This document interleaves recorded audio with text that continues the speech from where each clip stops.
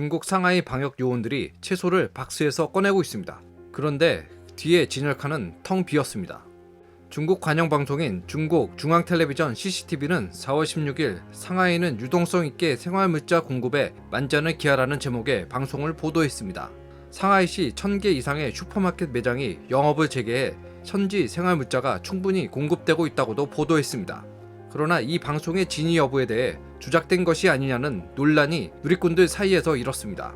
CCTV는 지난 15일 상하이의 주요 슈퍼마켓 1011개 매장이 열렸다고 보도했습니다. 또한 도시 근교의 베이스 창고 42곳 그리고 30분 안에 도착할 수 있는 거리에 있는 작은 창고는 779곳이 영업을 재개했다고 덧붙였는데요. 시민 페이 디웬씨는 한 게시물에서 CCTV 뉴스에서 촬영하는 것을 찍었다라고 밝혔습니다. 날짜는 지난 3월 31일, 장소는 상하이 양푸 따룬파 마트입니다. 따룬파는 원래 대만의 마트였지만 현재는 중국의 대표적인 마트로 자리 잡았습니다. 목격자 페이디에는 이 장면들은 관영 CCTV가 꾸민 장면들로 30분 동안 촬영되었던 것이라고 덧붙였습니다. 그는 또한 관영 CCTV가 갖고 있는 관련 자료 화면이 다 떨어진 것 같다라고도 했습니다. 시기적으로도 촬영이 이뤄진 상하이 양푸구는 그 당시 통제되지 않은 상태였습니다. 관영 CCTV 보도에 대해 상하이 시민들은 관영 매체를 비난하며 CCTV에 책임을 물어야 한다고 요구했습니다. 누리꾼은 17일 글을 올려 전염병 기간 동안 가짜뉴스를 퍼뜨린 것에 대해 CCTV가 책임을 져야 한다고 강력히 요구했습니다. 또한 다음과 같은 질문을 던졌습니다. 조작이 아니라면 이 화면은 상해 어느 지역, 정확히 어느 곳의 슈퍼마켓입니까? 상하이에 공급된 이 물자들은 어디에서 찾을 수 있습니까?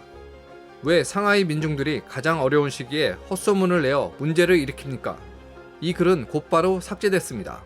이에 대해 한 누리꾼은 삭제해버리는 것이 역사상 대중의 목소리를 해결하는 가장 빠른 길이라며 비판했습니다. 또한 적지 않은 누리꾼들이 관영 매체에 대해 비판을 했습니다. 상하이의 공신력은 제로, 중앙당국의 공신력은 마이너스. 가짜뉴스를 내는 수준은 정말 끔찍할 정도로 최악이다. 왜 상하이시의 실제 상황을 보도하지 않습니까? 빙산의 일각으로 평화를 꾸미는 건가요? CCTV는 방송을 시작한 이래로 가짜뉴스를 퍼뜨렸고 60년 넘게 가짜뉴스를 퍼뜨리고 있다. 최근 몇 년간 CCTV 뉴스의 조작 의혹은 끊이지 않고 있습니다. 특히 방송에 등장하는 인물들을 다른 인물로 바꿔치기 하는 등 의혹이 적지 않았습니다. 관영 CCTV는 2014년 후반기를 기준으로 직원만 9,400여 명이며 공식적으로 16개의 공공 채널을 가지고 있습니다. 그러나 중국의 다른 텔레비전과는 달리 관영 CCTV의 핵심 역할은 당과 국가 그리고 사회주의 이념을 대변하는 정치 선전입니다. 지금까지 F급 픽이었습니다.